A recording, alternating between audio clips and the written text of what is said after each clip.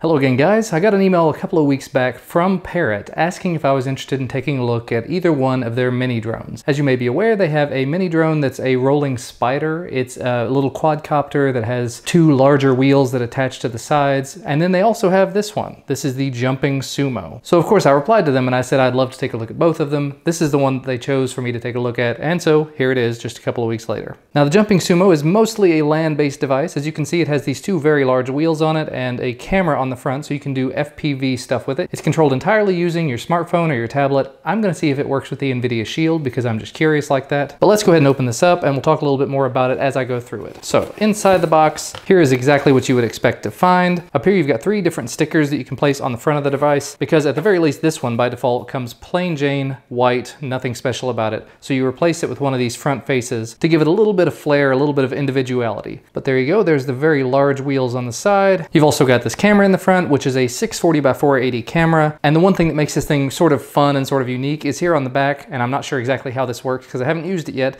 but it has a little section that pops out and makes it jump. That's why they call it the Jumping Sumo. Back here is where the battery should go, and then if you want, you can charge it using the micro USB charging port here on the front. Very convenient. So what else do we have in the box? We have a quick start guide, which is very long, very thick, just lots and lots and lots of documentation. But the most important stuff in here, connecting it to a smartphone, and it's just sort of a basic getting started guide. It appears that these are two little replacement feet for the back area here, so hopefully I won't have to use those anytime soon.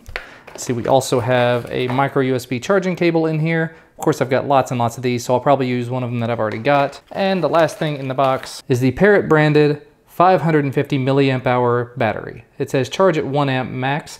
I have seen a couple of other ones available on Amazon that talk about charging at a faster rate and being able to charge faster, have them last longer. But I'm probably going to stick to the charging at 1 amp just because I don't really want to take the risk of something bad happening. Now this 550 milliamp hour battery is supposed to give you about 20 minutes of battery life when you plug this thing in, but just in case that's not enough, Parrot decided to go ahead and send along a second battery. This is another 550 milliamp hour battery, just like the first one. So I should be able to have about 40 minutes of fun with this device all at the same time.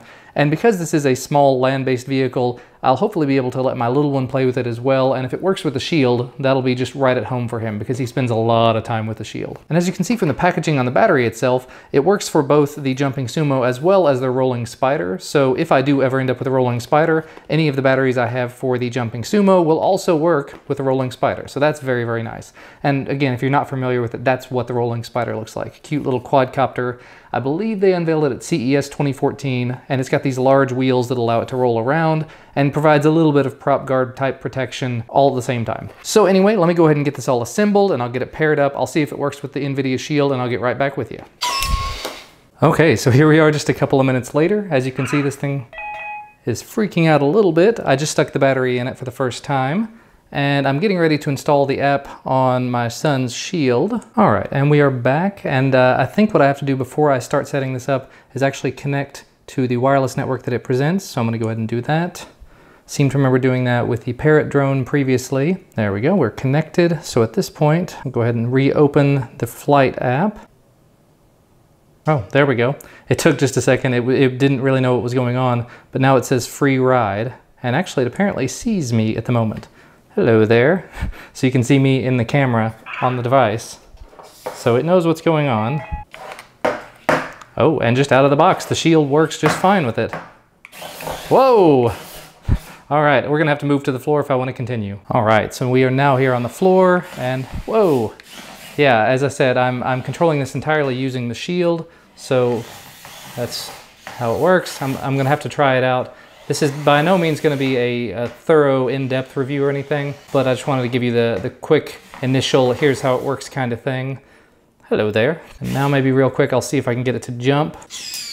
Oh, there it goes. Whoa! All right, so I won't be doing that on the hardwood floor again, but it is nice to know that I can control it all using the sticks here. I can hit the A button and it'll jump. Oh, the B button makes it jump too, apparently.